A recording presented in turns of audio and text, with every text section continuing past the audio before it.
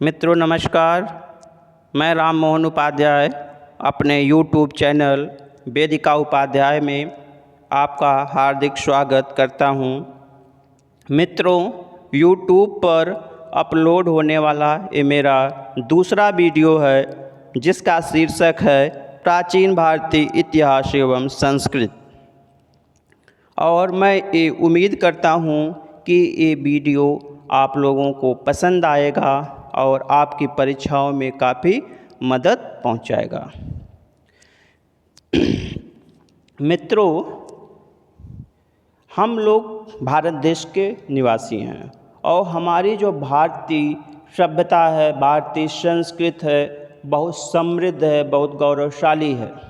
एक गौरवशाली परंपरा का उदाहरण हमारी प्राचीन भारतीय संस्कृति है।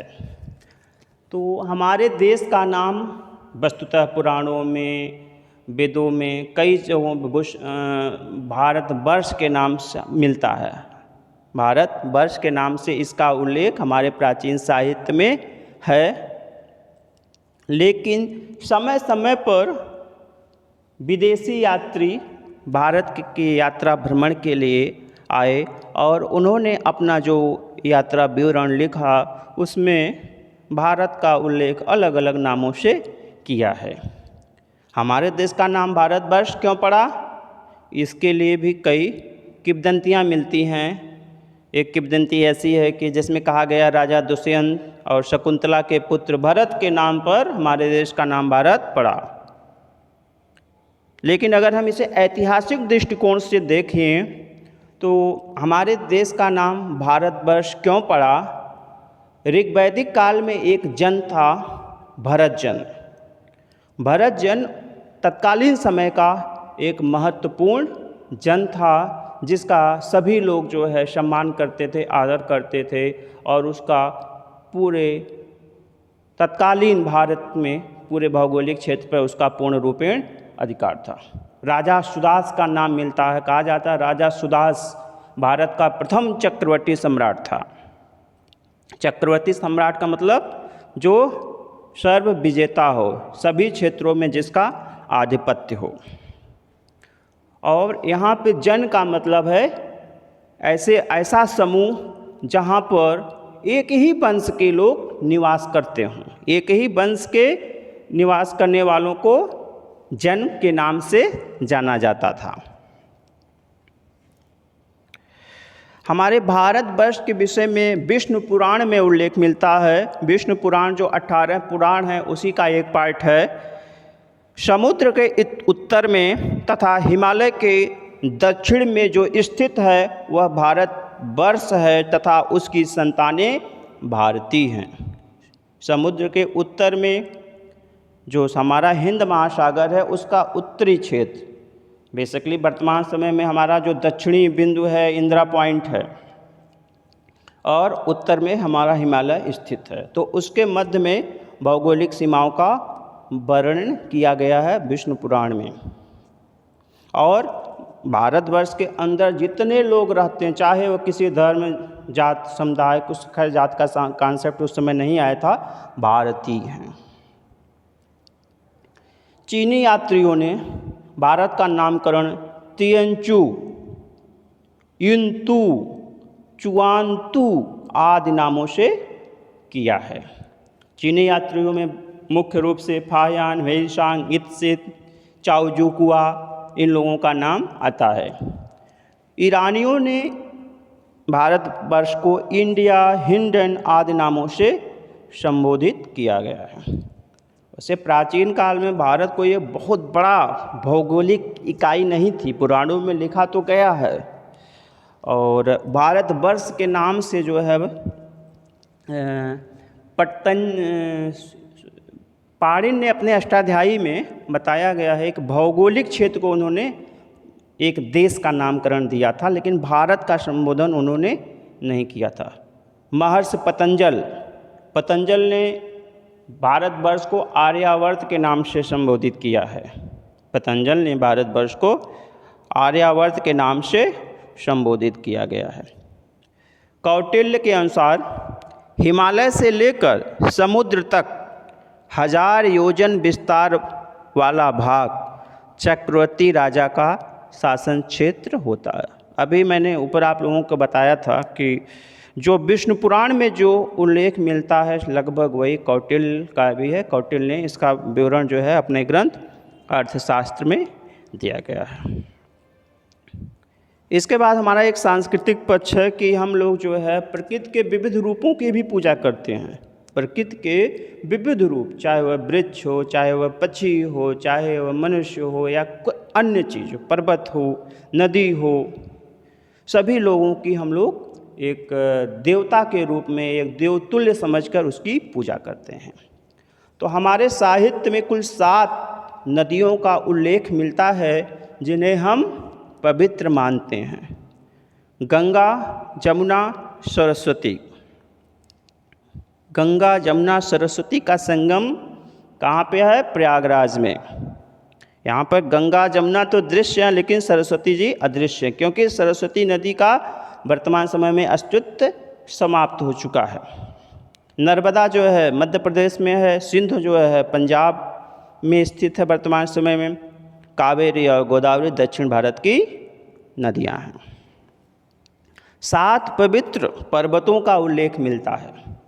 महेंद्र, मलय, सह, सूक्तिमान, ऋक्ष, विंध्य, पारियात्र। तो महेंद्र पर्वत जो है, महेंद्र पर्वत की पहचान पूर्वी घाट से की जाती है। मलय पर्वत की पहचान जो है त्रावणकोर की पहाड़ियों से की जाती है। सह पर्वत की पहचान जो है मुख्य रूप से सह पर्वत जो है नीलगिरि पहाड़ी का के उत्तरी नीलगिरि पहाड़ी के उत्तर का पश्चिमी घाट है। नीलगिरि पहाड़ी के उत्तर का पश्चिमी घाट है। सूक्तिमान, सूक्तिमान को सूक्तमती के नाम से भी जाना जाता है। इसकी पहचान जो है गोंडवाना की पहाड़ियों से की जाती है। ऋक्ष, ऋक्ष को ऋक्षवत पर्वत के नाम से भी जाना जाता है। तो ऋक्ष पर्वत की जो पहचान है वर्तमान में मालवा, मालवा हमारा जो है मध्य प्रदेश में है, जो उज्जैन है, वो सब एरिया जो है प्राचीन काल में मालवा के अंतर्गत आते थे। तो मालवा के दक्षिण का जो विंध्य पर्वतमाला का पार्ट है उसे हम ऋक्षवत पर्वत के नाम से जानते थे। विंध्य, संपूर्ण विंध्य पर्वत। पारियात्र, पारियात्र जो है पश्चिमी विंध्याचल, पश्चिमी विंध्य एवं अरावली पर्वतमाला का क्षेत्र है। कुछ पश्चिमी विंध्य पर्वत और कुछ अरावली पर्वतमाला का पार्ट। अरावली आप लोगों को मालूम होगा गुजरात और राजस्थान में अरावली पर्वतमाला स्थित है और सबसे प्राचीन पर्वतमाला या पहाड़ी का उदाहरण है अरावली। इसके बाद मित्रों कुल 7 पवित्र नगरियों का उल्लेख मिलता है।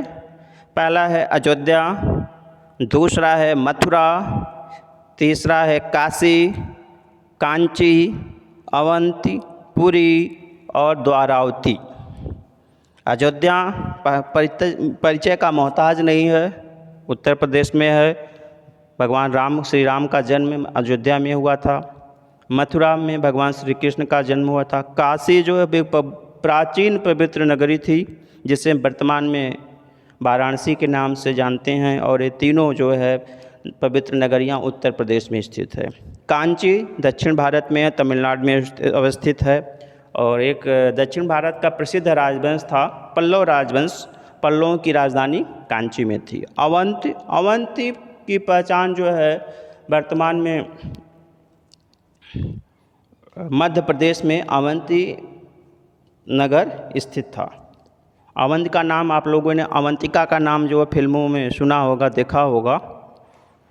इसके बाद पुरी, पुरी का मतलब पुरी की पहचान जो हम उड़ीसा में स्थित पुरी से कर सकते हैं, जहाँ पर भगवान जगन्नाथ की रथ यात्रा निकाली जाती है। द्वारावती द्वारका प्रदेश जो कि गुजरात में स्थित है और भगवान श्री कृष्ण से संबंधित है। मित्रों, इसके बाद जो है एक प्रमुख चीज़ है कि जो अभी हम लोग बार बार सभ्यता और संस्कृत की बात करते हैं, तो सभ्यता और संस्कृत में मुख्य अंतर क्या है।